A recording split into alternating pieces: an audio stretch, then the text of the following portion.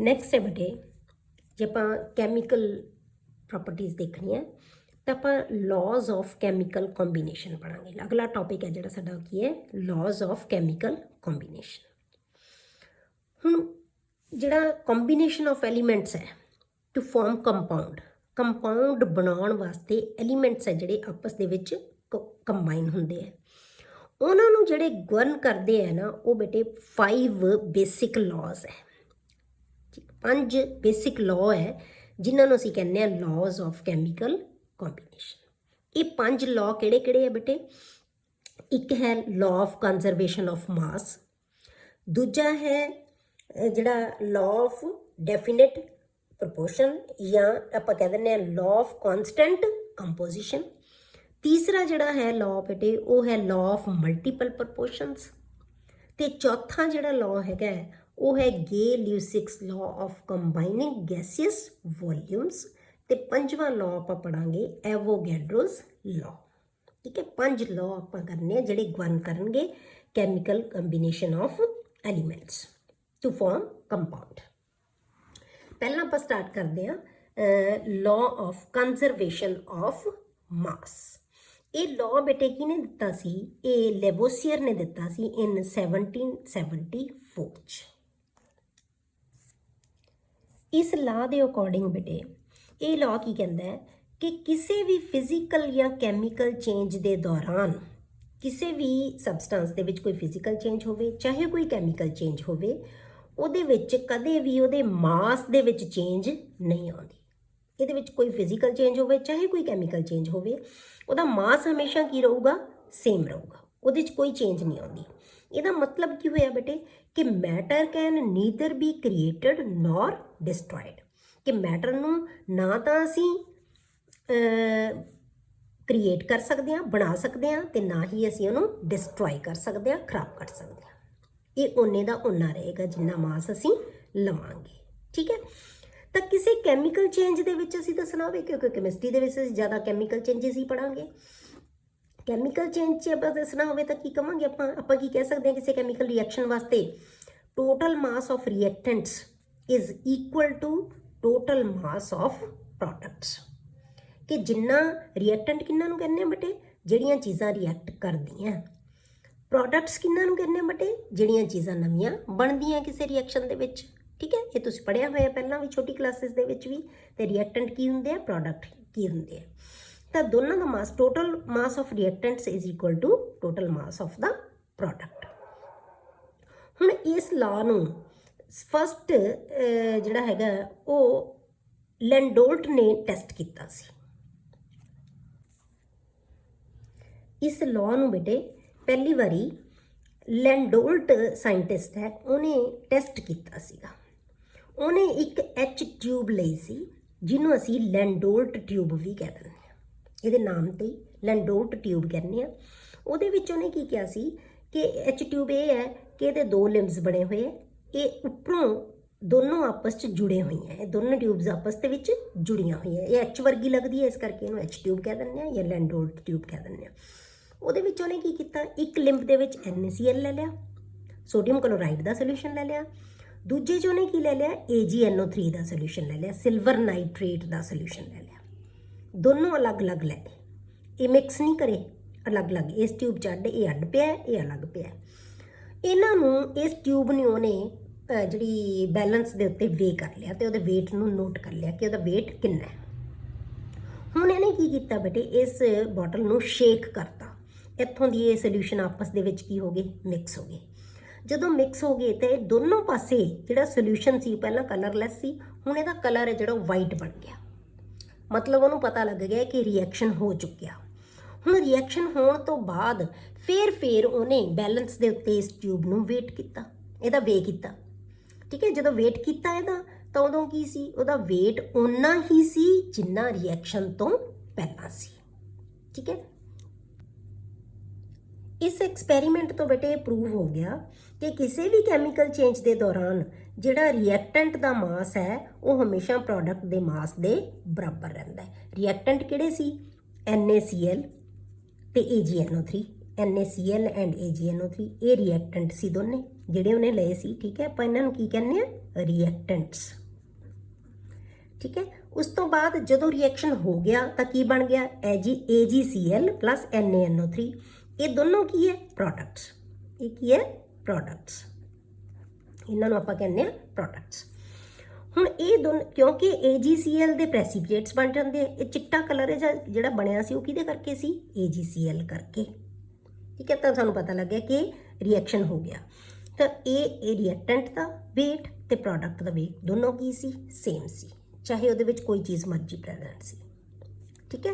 ਤਾਂ ਇਸ ਲਾਅ ਨੂੰ ਇਹਨੇ ਪ੍ਰੂਵ ਕਰਤਾ ਕਿ ਜਿਹੜਾ ਲਾਅ ਆਫ ਕੰਜ਼ਰਵੇਸ਼ਨ ਮਾਸ ਹੈ ਉਹ ਇਹਦੇ ਨਾਲ ਇਹਨੇ ਪ੍ਰੂਵ ਕੀਤਾ ਕਿ ਜਿਹੜਾ mass before and after the reaction is same, is constant, ਠੀਕ ਹੈ।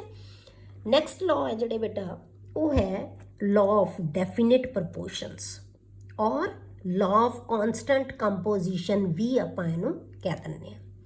ਇਹ ਲਾਅ ਹੈ ਬੇਟੇ, ਇਹ ਪ੍ਰਾਉਸਟ ਨੇ ਦਿੱਤਾ ਸੀ ਇਨ 1799 ਦੇ ਵਿੱਚ। ਦੂਜਾ ਲਾਅ ਕਿਹੜਾ ਬੇਟੇ, ਲਾਅ ਆਫ ਡੈਫੀਨਿਟ ਪ੍ਰਪੋਰਸ਼ਨਸ, ਠੀਕ ਹੈ। ਕਿਹਨੇ ਦਿੱਤਾ ਸੀ ਇਹ ਲਾਅ, ਪ੍ਰਾਉਸਟ ਨੇ ਇਨ 1799 ਦੇ ਵਿੱਚ। ਜਾਂ ਇਹਨੂੰ ਲਾਅ ਆਫ ਕੌਨਸਟੈਂਟ ਕੰਪੋਜੀਸ਼ਨ ਵੀ ਆਪਾਂ ਕਹਿੰਦੇ ਹਾਂ, ਆਪਾਂ ਪਹਿਲਾਂ ਦੱਸਿਆ ਸੀ। ਹੁਣ ਇਹ ਲਾਅ ਕੀ ਕਹਿੰਦਾ ਸਾਨੂੰ ਬੇਟੇ, ਵੀ ਕਿ ਕੋਈ ਵੀ ਜਿਹੜਾ ਕੈਮੀਕਲ ਕੰਪਾਊਂਡ ਹੈ, ਕੋਈ ਵੀ ਕੈਮੀਕਲ ਕੰਪਾਊਂਡ ਹਮੇਸ਼ਾ ਸੇਮ ਐਲੀਮੈਂਟਸ ਤੋਂ ਦੇ ਕੰਬੀਨੇਸ਼ਨ ਦੇ ਨਾਲ ਬਣਦਾ ਹੈ, ਜਿਹਦੇ ਵਿੱਚ ਸੇਮ ਐਲੀਮੈਂਟਸ ਹੈ ਜਿਹੜੇ ਉਹ ਕੰਬਾਈਨ ਹੁੰਦੇ ਆ ਇਨ ਫਿਕਸਡ ਪ੍ਰਪੋਰਸ਼ਨ ਬਾਏ ਮਾਸ, ਠੀਕ ਹੈ। ਉਹਨਾਂ ਦੀ ਜਿਹੜੀ ਪ੍ਰਪੋਰਸ਼ਨ ਹੈ ਉਹ ਹਮੇਸ਼ਾ ਕੀ ਰਹੇਗੀ, ਸੇਮ।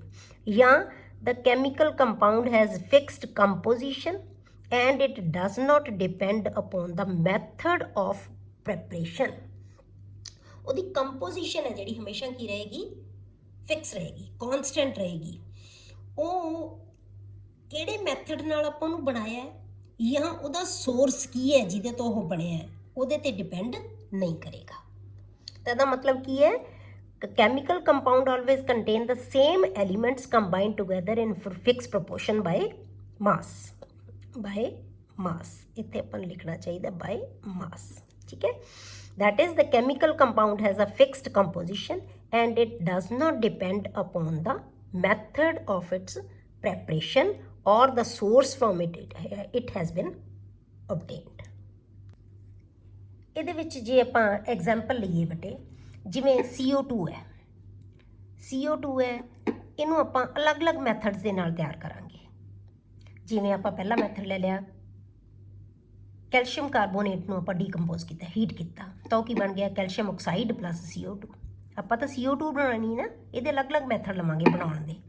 ਤਾਂ ਕੈਲਸ਼ੀਅਮ ਕਾਰਬੋਨੇਟ ਤੋਂ ਆਪਾਂ CO2 ਬਣਾਇਆ।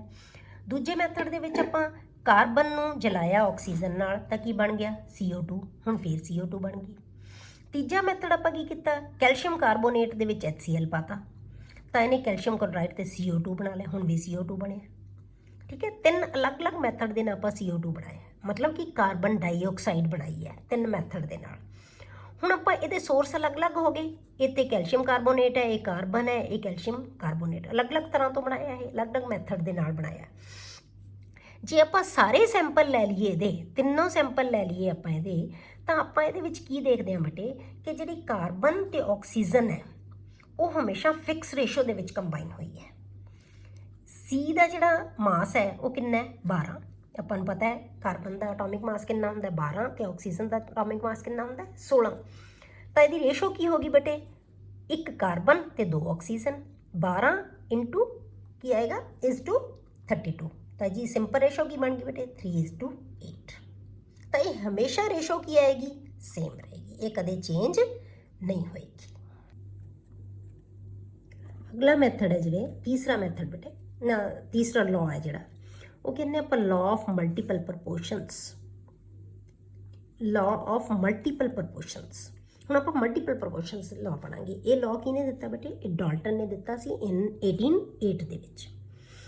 ਹੁਣ ਇਹ ਲਾਅ ਸਾਨੂੰ ਕੀ ਕਹਿੰਦਾ ਬੇਟੇ, ਕਿ ਜੇ ਕੋਈ ਵੀ ਦੋ ਐਲੀਮੈਂਟ ਆਪਸ ਦੇ ਵਿੱਚ ਕੰਬਾਈਨ ਹੋ ਕੇ, ਠੀਕ ਹੈ, ਇੱਕ ਤੋਂ ਵੱਧ ਕੰਪਾਊਂਡ ਬਣਾਉਂਦੇ ਆ, ਐਲੀਮੈਂਟ 2 ਹੋਣਗੇ ਪਰ ਉਹ ਕੰਪਾਊਂਡ ਇੱਕ ਤੋਂ ਜ਼ਿਆਦਾ ਬਣਾ ਸਕਦੇ ਆ, ਤਾਂ ਉਹਨਾਂ ਦੇ ਵਿੱਚ ਜਿਹੜੇ ਇੱਕ ਐਲੀਮੈਂਟ ਦੇ ਡਿਫਰੈਂਟ ਮਾਸਿਸ ਹੋਣਗੇ ਜਿਹੜੇ ਉਹ ਜਦੋਂ ਦੂਜੇ ਐਲੀਮੈਂਟ ਦੇ ਫਿਕਸ ਮਾਸ ਦੇ ਨਾਲ ਕੰਬਾਈਨ ਕਰਨਗੇ ਤਾਂ ਉਹਨਾਂ ਦੀ ਆਪਸ ਦੇ ਵਿੱਚ ਜਿਹੜੀ ਰੇਸ਼ੋ ਹੋਏਗੀ ਉਹ ਕੀ ਹੋਏਗੀ, ਸਿੰਪਲ ਰੇਸ਼ੋ।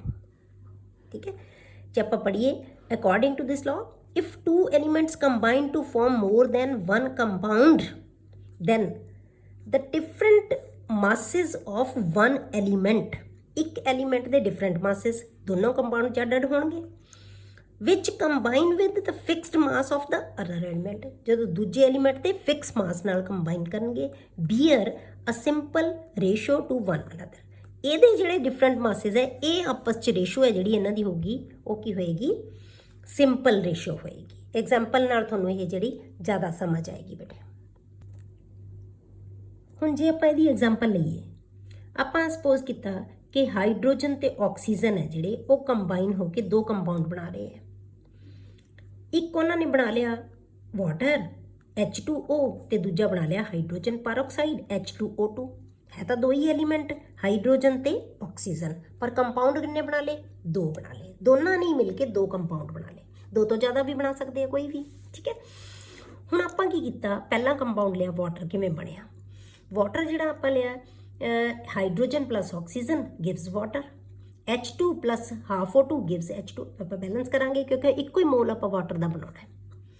ਤਾਂ ਆਪਾਂ ਕੀ ਕੀਤਾ, ਇਹਨੂੰ ਜਦੋਂ ਆਪਾਂ ਇਹਨੂੰ ਬੈਲੈਂਸ ਕਰਾਂਗੇ, ਬੈਲੈਂਸਿੰਗ ਤਾਂ ਤੁਹਾਨੂੰ ਆਉਂਦੀ ਹੈ ਜਿਹੜੀ ਹੈਗੀ ਹੈ, ਕੀਤੀ ਹੋਈ ਹੈ ਤੁਸੀਂ ਬੈਲੈਂਸਿੰਗ, ਤਾਂ ਆਪਾਂ ਇਹਨੂੰ ਬੈਲੈਂਸ ਕਰ ਲਿਆ। ਹੁਣ ਇਹਦੇ ਵਿੱਚ ਜਿਹੜਾ ਹਾਈਡਰੋਜਨ ਦਾ ਐਟੋਮਿਕ ਮਾਸ ਕਿੰਨਾ ਹੁੰਦਾ 1 ਤੇ ਕਿੰਨੇ ਸਾਡੇ ਕੋਲੇ 2, ਤਾਂ ਐਟੋਮਿਕ ਮਾਸ ਕਿੰਨਾ, ਇਹਦਾ ਮਾਸ ਕਿੰਨਾ ਬਣ ਗਿਆ 2 ਗ੍ਰਾਮ। ਆਕਸੀਜਨ ਕਿੰਨੀ ਹੈ ਬੇਟੇ, ਇੱਕ ਆਕਸੀਜਨ ਦਾ ਕਿੰਨਾ ਮਾਸ ਹੁੰਦਾ ਹੈ 16, ਤੇ ਸਾਡੇ ਕੋਲੇ O2 ਹੈ 32 ਬਣ ਜਾਣਾ ਸੀ, ਪਰ ਇਹ ਕੀ ਹੈ ਹਾਫ ਹੈ, ਤਾਂ ਕਿੰਨਾ ਰਹਿ ਗਿਆ 16 ਗ੍ਰਾਮਸ। ਵਾਟਰ ਕਿੰਨਾ ਬਣ ਗਿਆ 2 ਹਾਈਡਰੋਜਨ ਦਾ ਤੇ 16 ਆਕਸੀਜਨ ਦਾ, ਤਾਂ ਕਿੰਨਾ ਬਣ ਗਿਆ 18 ਗ੍ਰਾਮਸ। ਇਹ ਸਾਡੇ ਕੋਲੇ ਮਾਸਿਸ ਆ ਗਏ।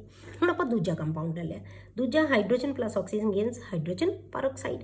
ਇਹ 'ਚ ਹਾਈਡਰੋਜਨ ਕਿੰਨੀ ਹੈ 2 ਗ੍ਰਾਮ, ਆਕਸੀਜਨ ਕਿੰਨੀ ਹੈ ਬੇਟੇ 32 ਗ੍ਰਾਮਸ, ਤੇ ਜਿਹੜਾ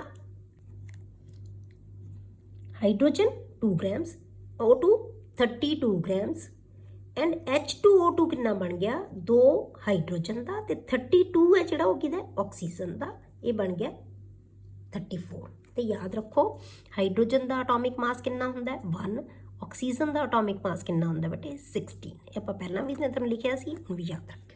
ਠੀਕ ਹੈ, ਹੁਣ ਆਪਾਂ ਕੀ ਦੇਖਣਾ ਬੇਟੇ, ਹੁਣ ਤੁਸੀਂ ਡੈਫੀਨੇਸ਼ਨ ਨੂੰ ਰਿਮਾਈਂਡ ਕਰੋ ਕਿ ਆਪਾਂ ਕੀ ਕਿਹਾ ਕਿ ਜੇ ਦੋ ਕੋਈ ਐਲੀਮੈਂਟ ਆਪਸ 'ਚ ਮਿਲ ਕੇ ਇੱਕ ਤੋਂ ਵੱਧ ਕੰਪਾਊਂਡ ਬਣਾਉਂਦੇ ਆ, 2 ਕੰਪਾਊਂਡ ਬਣਾ ਲਏ ਹੈ ਹਾਈਡਰੋਜਨ ਤੇ ਆਕਸੀਜਨ, ਹਾਈਡਰੋਜਨ ਆ ਅਲੱਗ ਕੰਪਾਊਂਡ ਹੈ, ਇਹ ਅਲੱਗ ਕੰਪਾਊਂਡ ਹੈ।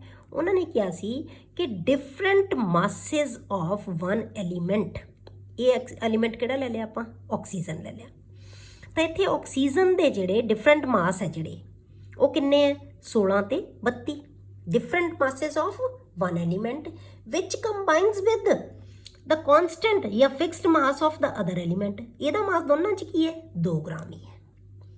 ਆਕਸੀਜਨ ਵੀ 2, ਜਿਹੜੇ ਵਾਟਰ 'ਚ ਵੀ ਆਕਸੀਜਨ 2 ਨਾਲ ਮਿਲ ਰਹੀ ਹੈ, ਜੇ ਜਦੋਂ ਹਾਈਡਰੋਜਨ ਪਰਆਕਸਾਈਡ ਬਣ ਰਿਹਾ ਉਦੋਂ ਵੀ ਆਕਸੀਜਨ ਜਿਹੜੀ 2 ਗ੍ਰਾਮ ਨਾਲ ਹੀ ਕੰਬਾਈਨ ਹੋ ਰਹੀ ਹੈ, fixed mass of the other element. ਤਾਂ ਜਦੋਂ ਇਹਨਾਂ ਦੇ ਡਿਫਰੈਂਟ ਮਾਸਿਸ ਹੈ ਜਿਹੜੇ ਆਕਸੀਜਨ ਦੇ, ਇਹ ਆਪਸ 'ਚ ਕੀ ਕਰਦੇ ਆ ਸਿੰਪਲ ਹੋਲ ਰੇਸ਼ੋ ਹੈ, ਜਾਂ ਇਹਨਾਂ ਦੀ ਸਿੰਪਲ ਰੇਸ਼ੋ ਹੋਏਗੀ। ਜੇ ਆਪਾਂ ਇਹਨਾਂ ਦੀ ਰੇਸ਼ੋ ਕੱਢੀਏ ਤਾਂ ਰੇਸ਼ੋ ਕੀ ਆਏਗੀ 16:32। ਕਲੀਅਰ, ਤਾਂ ਜੇ ਆਪਾਂ ਹੁਣ ਇਹਦੀ ਰੇਸ਼ੋ ਦੇਖਣੀ ਹੈ ਤਾਂ ਕੀ ਆਏਗੀ 16:32। ਠੀਕ ਹੈ, ਯਾਦ ਕੀ ਰੱਖਣਾ ਹੈ ਕਿ different masses of one element which combine with fixed mass of the other element bear simple ratio, ਇਹ ਆਪਸ 'ਚ ਸਿੰਪਲ ਰੇਸ਼ੋ ਬੀਅਰ ਕਰਨੀ। ਠੀਕ ਹੈ, ਤਾਂ ਹੁਣ ਆਪਣੇ ਕੋਲ ਕੀ ਆ ਗਿਆ, ਇਹੀ ਚੀਜ਼ ਆਪਾਂ ਦੱਸੀ ਹੈ। ਡਿਫਰੈਂਟ ਮਾਸਿਸ ਆਫ ਆਕਸੀਜਨ ਕਿਹੜੇ ਮਾਸ ਸੀ ਬੇਟੇ 16 ਗ੍ਰਾਮਸ ਐਂਡ 32 ਗ੍ਰਾਮਸ, ਅਲੱਗ-ਅਲੱਗ ਕੰਪਾਊਂਡ 'ਚ ਸੀ। Which combine with same mass of hydrogen ਕਿੰਨੇ ਨਾਲ 2 ਗ੍ਰਾਮ ਨਾਲ। In these 2 compounds bear a simple ratio, ratio ਕੀ ਹੈ ਇਹਨਾਂ ਦੀ 16:32, ਜਿਹੜੀ ਕੀ ਆ ਗਈ 1:2। ਸਮਝ ਆ ਗਈ ਬੇਟਾ ਹੁਣ ਇਸ ਲਾਅ ਦੀ ਕਿ ਜਦੋਂ ਕੋਈ ਦੋ ਐਲੀਮੈਂਟ ਆਪਸ 'ਚ ਮਿਲ ਕੇ ਇੱਕ ਨਾਲੋਂ ਵੱਧ ਕੰਪਾਊਂਡ ਬਣਾਉਂਦੇ ਆ ਤਾਂ ਉਹਨਾਂ ਦੇ ਵਿੱਚ ਇੱਕ ਐਲੀਮੈਂਟ ਜਿਹਦੇ ਅਲੱਗ-ਅਲੱਗ ਮਾਸ ਹੋਣਗੇ ਜਦੋਂ fix mass of other element ਦੇ ਨਾਲ ਕੰਬਾਈਨ ਹੁੰਦੇ ਆ ਤਾਂ ਆਪਸ ਦੇ ਵਿੱਚ ਸਿੰਪਲ ਰੇਸ਼ੋ ਹੈ ਜਿਹੜੀ ਉਹ ਬਣਾਉਂਦੇ ਆ। ਹੁਣ ਆਪਾਂ ਇੱਕ ਹੋਰ ਐਗਜ਼ਾਮਪਲ ਲੈਂਦੇ ਆ ਜਿਹਦੇ ਨਾਲ ਤੁਹਾਨੂੰ ਜ਼ਿਆਦਾ ਕਲੀਅਰ ਹੋ ਜਾਏਗਾ। ਜਿਹੜਾ ਨਾਈਟ੍ਰੋਜਨ ਹੈ ਨਾ ਬੇਟੇ, ਆਕਸੀਜਨ ਨਾਲ ਮਿਲ ਕੇ 5 ਤਰ੍ਹਾਂ ਦੇ ਆਕਸਾਈਡ ਬਣਾਉਂਦਾ ਹੈ। 5 ਤਰ੍ਹਾਂ ਦੇ ਆਕਸਾਈਡ ਬਣਨਗੇ। ਜੇ ਆਪਾਂ ਲਈਏ N2O, N2O2, N2O3, N2O4 and N2O5, ਤਾਂ ਇਹ 5 ਤਰ੍ਹਾਂ ਦੇ ਆਕਸਾਈਡ ਹੈ ਜਿਹੜੇ ਨਾਈਟ੍ਰੋਜਨ ਬਣਾਉਂਦਾ ਹੈ ਆਕਸੀਜਨ ਨਾਲ ਮਿਲ ਕੇ। ਹੁਣ ਆਪਾਂ ਬੇਟੇ ਜੇ ਇਹਨਾਂ 5 ਦੇ ਵਿੱਚ ਨਾਈਟ੍ਰੋਜਨ ਤੇ ਆਕਸੀਜਨ ਦੇ ਮਾਸਿਸ ਕੱਢੀਏ, ਲਿਖੀਏ ਆਪਾਂ ਨਾਈਟ੍ਰੋਜਨ ਦਾ ਮਾਸ ਕਿੰਨਾ ਹੁੰਦਾ ਬੇਟੇ, ਜੇ ਆਪਾਂ ਐਟੋਮਿਕ ਮਾਸ ਲਈਏ, ਠੀਕ ਹੈ, ਤਾਂ ਆਪਾਂ ਲਿਖ ਲੈਂਦੇ ਆ ਐਟੋਮਿਕ ਮਾਸ। ਨਾਈਟ੍ਰੋਜਨ ਦਾ ਕਿੰਨਾ ਹੁੰਦਾ ਹੈ 14 ਐਂਡ ਆਕਸੀਜਨ ਦਾ ਕਿੰਨਾ ਹੁੰਦਾ ਹੈ 16। ਆਪਾਂ ਪਹਿਲਾਂ ਪੜ੍ਹ ਚੁੱਕੇ ਹਾਂ, ਠੀਕ ਹੈ, ਇਹਨੂੰ ਯਾਦ ਰੱਖਣਾ। ਹੁਣ ਆਪਾਂ ਕੀ ਕੀਤਾ, ਇਹਦੇ ਚ ਨਾਈਟ੍ਰੋਜਨ ਕਿੰਨੇ 2, ਤਾਂ ਮਾਸ ਕਿੰਨਾ ਬਣ ਗਿਆ 28। ਹਰੇਕ ਦੇ ਵਿੱਚ ਕੰਪਾਊਂਡ ਚ ਨਾਈਟ੍ਰੋਜਨ ਕਿੰਨੇ ਬਟੇ 2 ਹੈ, ਤਾਂ ਹਰੇਕ ਚ ਮਾਸ ਕਿੰਨਾ ਬਣ ਗਿਆ 28। ਇਹ ਚ ਤਾਂ ਕੋਈ ਫਰਕ ਨਹੀਂ। ਹੁਣ ਆਪਾਂ ਆਕਸੀਜਨ ਲੈ ਲਈਏ, ਆਕਸੀਜਨ ਦੇ ਵਿੱਚ ਕਿੰਨੀ ਹੈ 1, ਤਾਂ ਮਾਸ ਕਿੰਨਾ ਆ ਗਿਆ 16। ਇਹਦੇ ਚ ਕਿੰਨੀ ਹੈ 2, ਤਾਂ ਮਾਸ ਕਿੰਨਾ ਆ ਗਿਆ 32। 3 ਆਕਸੀਜਨ 48, 4 ਆਕਸੀਜਨ 64 ਐਂਡ 5 ਆਕਸੀਜਨ 80। ਠੀਕ ਹੈ, ਹਰੇਕ ਦੇ ਵਿੱਚ ਆਕਸੀਜਨ ਦਾ ਮਾਸ ਹੈ ਜਿਹੜਾ ਬੇਟਾ ਉਹ ਕੀ ਹੈ ਡਿਫਰੈਂਟ ਹੈ 2 ਹੀ ਐਲੀਮੈਂਟ ਪਰ ਕੰਪਾਊਂਡ ਬਣਾ ਲਏ ਇਹਨਾਂ ਨੇ 5। ਠੀਕ ਹੈ, ਤਾਂ ਇਹਦੇ ਵਿੱਚ ਜਿਹੜੀ ਹੁਣ ਇਹ different masses of one element, ਇਹ ਇੱਕ ਐਲੀਮੈਂਟ ਦੇ ਅਲੱਗ-ਅਲੱਗ ਮਾਸ ਹੈ, ਇਹ ਦੂਜਾ ਐਲੀਮੈਂਟ ਹੈ ਜਿਹਦਾ ਮਾਸ ਕੀ ਹੈ ਫਿਕਸ ਹੈ। Different masses of one element which combine with fixed mass of the other element bear simple ratio. ਹੁਣ ਇਹ ਐਲੀਮੈਂਟ ਹੈ ਜਿਹੜਾ ਆਪਸ ਦੇ ਵਿੱਚ ਸਿੰਪਲ ਰੇਸ਼ੋ ਹੈ ਜਿਹੜਾ ਉਹ ਬੀਅਰ ਕਰੇਗਾ, ਤਾਂ ਇਹਦੀ ਰੇਸ਼ੋ ਕੀ ਹੋਗੀ 16:32:48:64:40 64:80, ਤਾਂ ਕੀ ਬਣ ਗਈ 1:2:3:4:5।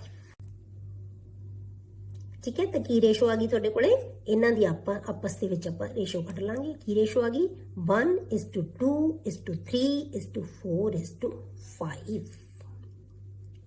ਹੁਣ ਕਲੀਅਰ ਹੋ ਗਿਆ ਬੇਟੇ ਇਹ ਲੋ। ਇਹ ਤੀਸਰਾ ਲੋ ਸੀ ਆਪਣਾ ਜਿਹਨੂੰ ਆਪਾਂ ਕਹਿੰਦੇ ਆ law of multiple proportions। Clear.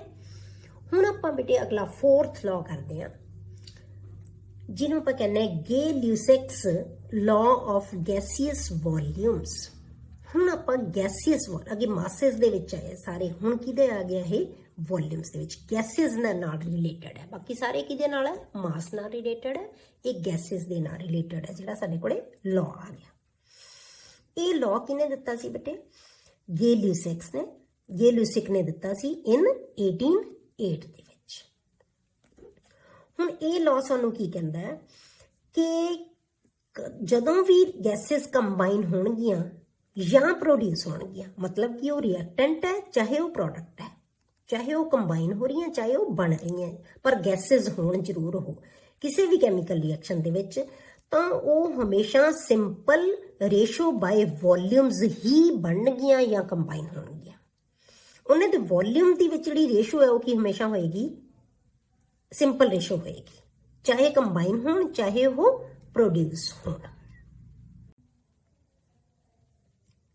ਤਾਂ ਆਪਾਂ ਕੀ ਕਹਾਂਗੇ ਕਿ according to this law when gases combine or produce in a chemical reaction, they do so in simple ratio by volume, provided all gases are at same temperature and pressure। शर्त की है कि उन्हों का temperature ते pressure की होना चाहिए सेम होना चाहिए, वो चेंज नहीं होना चाहिए। जे चेंज हो गया तो वॉल्यूम चेंज, क्योंकि वॉल्यूम है जिहड़ा वो temperature दे नाल या pressure दे नाल हमेशा चेंज होंदा, सानू पता है। मास नहीं चेंज होंदा पर वॉल्यूम चेंज हो जाता है। ठीक है, तो यदि एग्जाम्पल आप की लवांगे जिवें साडे कोले है hydrogen plus chlorine gives HCl, इन्हों बैलेंस किया तो की बन गया H2 plus Cl2 gives 2HCl, क्योंकि इधर जे आप कल्ला HCl लिखांगे तो एक H तो एक Cl है, पर इधर साडे कोले की है 2 है, तो आप मूरे 2 लगा देंगे बैलेंस करांगे। हुण आप वॉल्यूम लिखिए, ये मूरे कुछ नहीं तो आप 1 मन लिया, 1 वॉल्यूम है, ये मूरे कुछ नहीं इनू आप 1 वॉल्यूम मन लिया। ठीक है, ये मूरे की है 2 है, तो की बन गया 2 वॉल्यूम्स। तो जे आप रेशो कढ़िए तो की बन गया 1:1:2, 1:1:2। ਸਾਰੀਆਂ ਕੀ ਹੈ ਗੈਸਿਸ ਹੈ। ਪਰ ਇਹ ਧਿਆਨ ਰੱਖਣਾ ਹੈ ਕਿ ਇਹ ਸਿੰਪਲ ਰੇਸ਼ੋ ਸਿਰਫ ਗੈਸਿਸ 'ਚ ਹੋਏਗੀ ਜੇ ਗੈਸਿਸ ਬਣ ਰਹੀਆਂ ਜਾਂ ਉਹ ਕੰਬਾਈਨ ਹੋ ਰਹੀਆਂ। ਅੱਗੇ ਆਪਾਂ ਐਗਜ਼ਾਮਪਲ ਲੈ ਲਈ H2 plus O2 gives H2O। ਠੀਕ ਹੈ, ਤਾਂ ਕੀ ਹੈ H2 plus O2 gives H2O। ਇਹਨੂੰ ਆਪਾਂ ਬੈਲੈਂਸ ਕੀਤਾ ਤਾਂ ਇਹ ਕੀ ਬਣ ਗਿਆ 2H2, ਇੱਥੇ ਕੀ ਲੱਗ ਗਿਆ 2H2O ਬਣ ਜਾਏਗਾ ਕਿਉਂਕਿ ਬੈਲੈਂਸ ਕਰਨਾ ਆਪਾਂ। ਆਕਸੀਜਨ 2 ਸੀ, ਇਹਨੂੰ 2 ਬਣਾਉਣ ਵਾਸਤੇ ਮੂਰੇ 2 ਲਾਤਾ, ਫਿਰ 4 ਬਣ ਗਿਆ ਤਾਂ ਆਪਾਂ ਇਹਦੇ ਵੀ 2 ਲਾਤਾ। ਹੁਣ ਆਪਾਂ ਜੇ ਵੋਲਿਊਮ ਸਿੱਖੀਏ, ਇਹਦੇ ਕਿੰਨੇ ਵੋਲਿਊਮ ਹੋ ਗਏ ਬੇਟੇ 2 ਵੋਲਿਊਮ, ਇਹਦਾ 1 ਵੋਲਿਊਮ, ਇਹਦੇ 2 ਵੋਲਿਊਮ।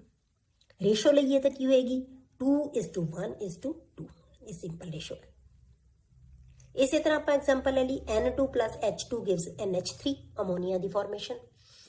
ਹੁਣ ਇਹਨੂੰ ਬੈਲੈਂਸ ਕਰਨ ਵਾਸਤੇ ਕਿਉਂਕਿ ਇੱਧਰ N2 ਹੈ ਤੇ ਇਹਨੂੰ ਆਪਾਂ ਮੂਰੇ 2 ਲਗਾਤਾ, ਜੇ ਇੱਥੇ 2 ਲਗਾਤਾ ਤਾਂ ਇਹਦੇ ਮੂਰੇ ਇਹਨੂੰ ਵੀ ਮਲਟੀਪਲਾਈ 6 ਬਣ ਗਿਆ ਹਾਈਡਰੋਜਨ, ਤਾਂ ਇਹਦੇ ਮੂਰੇ 3 ਲਗਾਤਾ, ਇਹ ਵੀ 6 ਬਣ ਗਏ।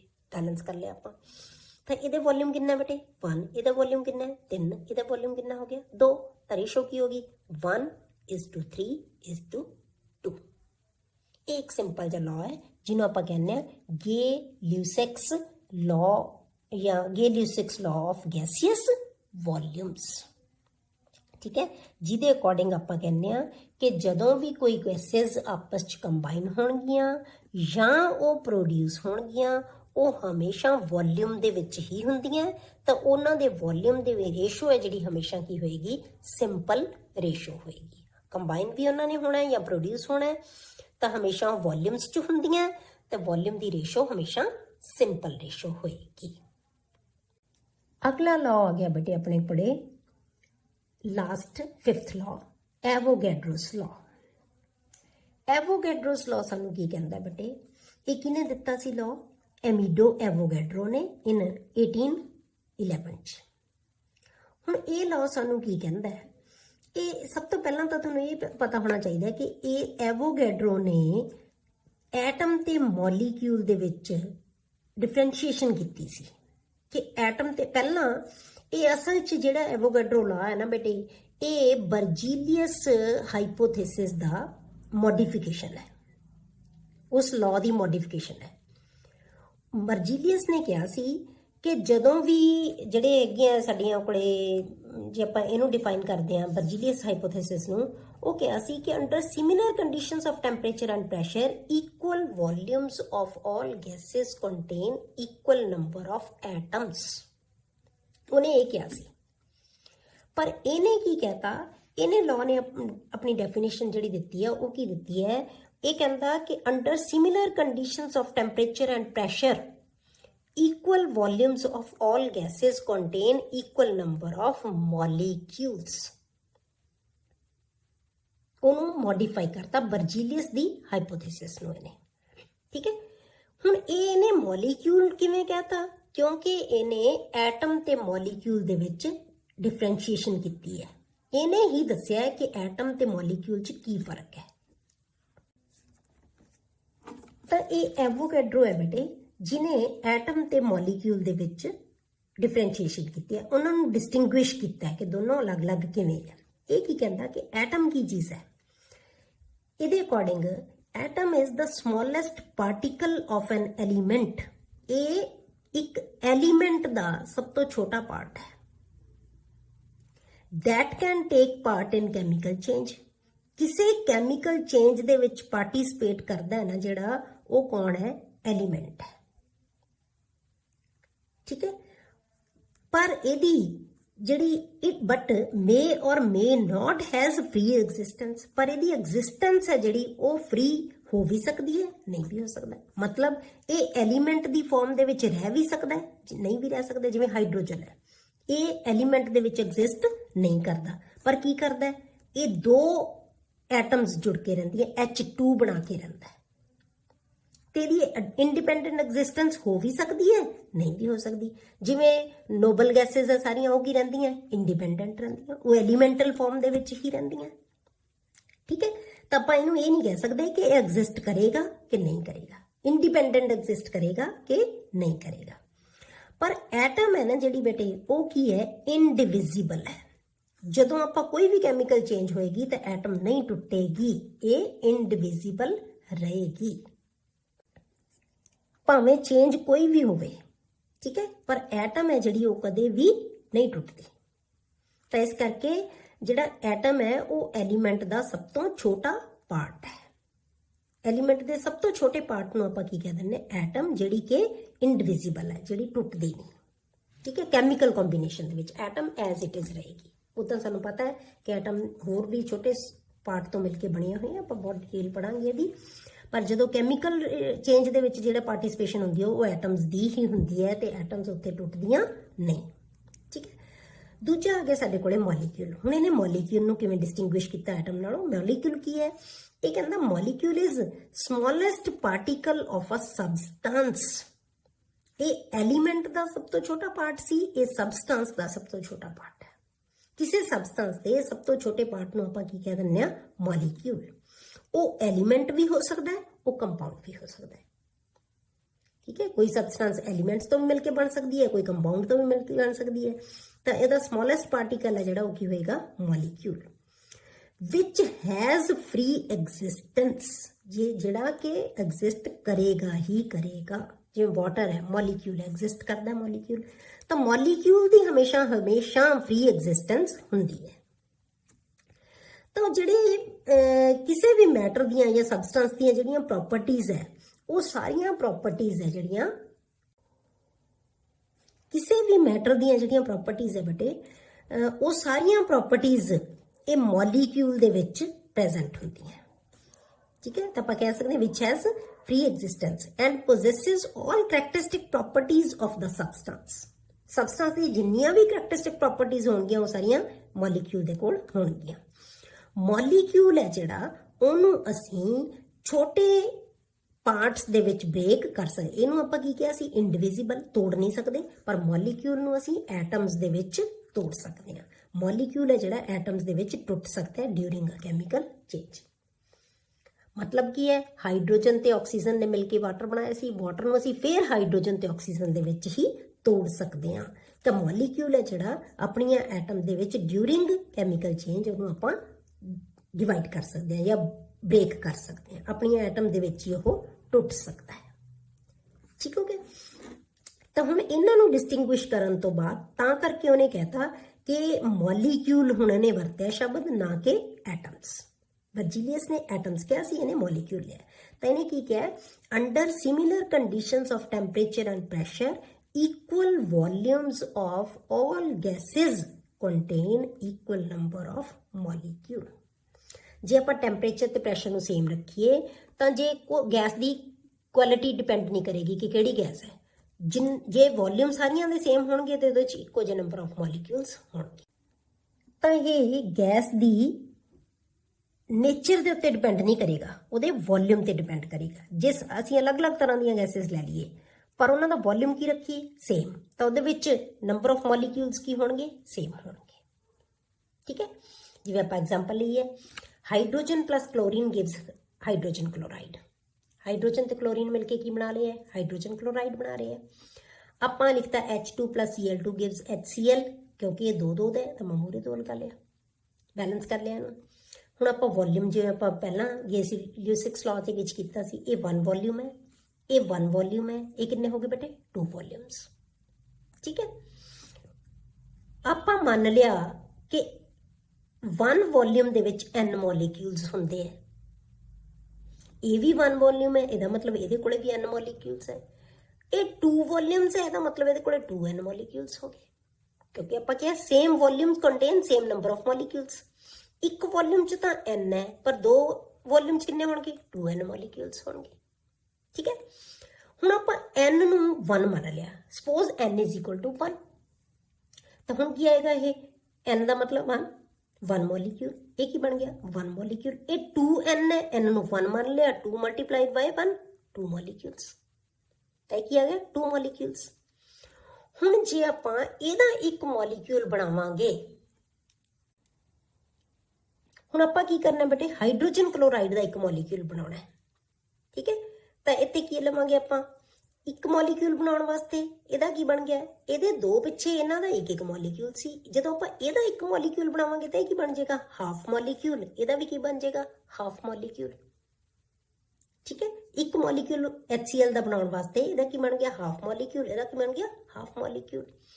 ਹਾਫ ਮੋਲੀਕਿਊਲ ਆਫ ਹਾਈਡਰੋਜਨ ਦਾ ਮਤਲਬ ਕੀ ਹੋ ਗਿਆ ਇੱਕ ਐਟਮ, ਕਿਉਂਕਿ ਜਿਹੜੀਆਂ ਐਟੋਮਿਸਿਟੀ ਹੈ ਹਾਈਡਰੋਜਨ ਦੀ ਉਹ ਕਿੰਨੀ ਹੁੰਦੀ ਹੈ 2, ਦੋ ਐਟਮਸ ਮਿਲ ਕੇ ਇੱਕ ਮੋਲੀਕਿਊਲ ਹਾਈਡਰੋਜਨ ਦਾ ਬਣਾਉਂਦੀਆਂ। ਤਾਂ ਇਹਦਾ ਮਤਲਬ ਹਾਫ ਮੋਲੀਕਿਊਲ ਦਾ ਮਤਲਬ ਕੀ ਹੋ ਗਿਆ ਬੇਟੇ ਇੱਕ ਐਟਮ, ਕਿਉਂਕਿ ਇੱਕ ਮੋਲੀਕਿਊਲ 'ਚ ਕਿੰਨੀਆਂ ਐਟਮਸ ਹੁੰਦੀਆਂ 2, ਤਾਂ ਅੱਧੇ ਮੋਲੀਕਿਊਲ 'ਚ ਕਿੰਨੀ ਬਣ ਗਈ ਇੱਕ ਐਟਮ। ਹਾਫ ਮੋਲੀਕਿਊਲ ਦਾ ਮਤਲਬ ਇੱਕ ਐਟਮ, ਇੱਕ ਮੋਲੀਕਿਊਲ ਦਾ ਮਤਲਬ ਇੱਕ HCl।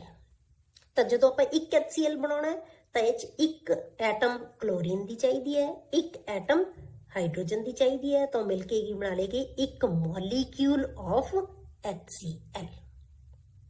ਠੀਕ ਹੈ। ਬਰਜ਼ੀਲੀਅਸ ਨੇ ਐਟਮਸ ਲਿਆ ਸੀ, ਹੁਣ ਉਹਦੇ ਅਕੋਰਡਿੰਗ ਜੇ ਆਪਾਂ ਉਹਨੇ ਐਟਮਸ ਕਿਹਾ ਸੀ ਵੀ ਸੇਮ ਨੰਬਰ ਆਫ ਐਟਮਸ ਹੁੰਦੀਆਂ, ਤਾਂ ਇੱਥੇ ਸਾਨੂੰ ਮੋਲੀਕਿਊਲ ਦੀ ਥਾਂ ਤੇ ਕੀ ਲੈਣਾ ਪਿਆ ਸੀ ਐਟਮਸ ਲੈਣੀਆਂ ਪਈਆਂ ਸੀ। ਪਰ ਐਟਮਸ ਹੈ ਜਿਹੜੀਆਂ ਉਹ ਇਨਡਿਵਿਜ਼ੀਬਲ ਹੁੰਦੀਆਂ, ਇਸ ਕਰਕੇ ਹਾਫ ਐਟਮ ਤੇ ਹਾਫ ਐਟਮ ਅਸੀਂ ਨਹੀਂ ਬਣਾ ਸਕਦੇ, ਤਾਂ ਇਸ ਕਰਕੇ ਇਹਨੂੰ ਮੋਡੀਫਾਈ ਕਰਕੇ ਇਹਨੇ ਕੀ ਬਣਾਤੀ ਐਵੋਗੈਡਰੋ ਹਾਈਪੋਥੇਸਿਸ ਜਾਂ ਐਵੋਗੈਡਰੋਸ ਲਾਅ।